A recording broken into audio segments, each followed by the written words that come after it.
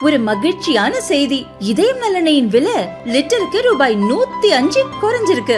September 2023ல 1 litre இதயம் நலனையின் அதிகபட்ச விலை ரூபாய் 503. ஆனா இப்ப 1 லிட்டர் இதயம் நலனையின் விலை ரூபாய் 398 மட்டும்தான் தமிழ்நாட்டுல. அப்ப இனிமே எல்லாரும் இதயம் நலனை வாங்கலாம் இல்ல? பிரதமரான பின் மோடி முதல் முறையாக கடந்த 30ஆம் தேதி நாக்பூரில் உள்ள RSS தலைமை அலுவலகத்துக்கு சென்றது பெரும் விவாதத்தை ஏற்படுத்தியுள்ளது.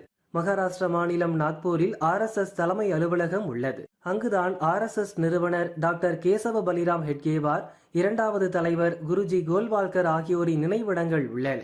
RSS, பாஜக உள்ளிட்ட சங் பரிவார் அமைப்புகளின் தலைவர்களும் தொண்டர்களும் தங்கள் வாழ்வின் முக்கிய தருணங்களில் இங்கு வந்து மரியாதை செலுத்துவதை வழக்கமாக வைத்துள்ளனர். அதனால் 2014 பிரதமரான நரேந்திர மோடி RSS தலைமை அலுவலகம் வந்து ஹெட்கேவார் நினைவிடத்தில் அஞ்சலி செலுத்துவார் என எதிர்பார்க்கப்பட்டது.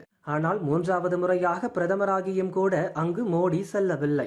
இத்தனைக்கும் 2014 லோக்சபா தேர்தலின் போது பிரதமர் வேட்பாளராக மோடி அறிவிக்கப்பட RSS தான் காரணமாக இருந்தது. மோடிக்கு RSS தலைமையின் ஆதரவு இருப்பதை அறிந்த பின்னரே அப்போது போர்க்குடி தூக்கிய மூத்த தலைவரான அத்வானி அமைதியானார். ஆனாலும் பிரதமராகி 11 ஆண்டுகளுக்கு பிறகு முதல் முறையாக RSS தலைமை அலுவலகம் சென்றுள்ளார்.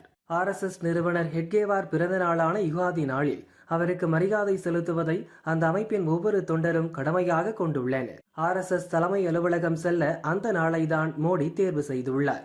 இதன் பின்னணி குறித்து பாஜக நிர்வாகி ஒருவர் கூறியதாவது: கடந்த 1925 ஹெட்கேவார் RSS அமைப்பை துவக்கிய போது புதிய அமைப்பால் என்ன சாதித்துவிட முடியும் என பலரும் கேள்வி எழுப்பினர். அவர்களுக்கு பதிலளித்த ஹெட்கேவார், நாட்டின் மக்கள் தொகையில் குறைந்தது 3% பேரை RSS செயல்பாடுகளுக்குள் கொண்டு வந்து விட்டால் அப்போது நம் தொண்டர்களின் கைகளில் நாடு இருக்கும் என்றார். அப்போது அதை யாரும் நம்பவில்லை, கேலியும் கிண்டலும் செய்தனர்.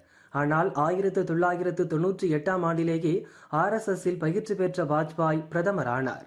2014 முதல் RSSல் முழுநேர ஊழியராக இருந்த மோடி பிரதமராக இருக்கிறார். ஹெட்கேவாரின் லட்சியத்தை எட்டி பிடித்து விட்டோம் என்பதை நாட்டுக்கு உணர்த்தவே RSS நூற்றாண்டில் வரும் ஹெட்கேவார் பிறந்த நாளில் அவரது நினைவிடத்தில் மோடி மரியாதை செலுத்தியுள்ளார். பிரதமர் மோடிக்கு மட்டுமல்ல, ஒவ்வொரு RSS தொண்டருக்கும் உணர்ச்சி பூர்வமான வரலாற்று தருணம் இது.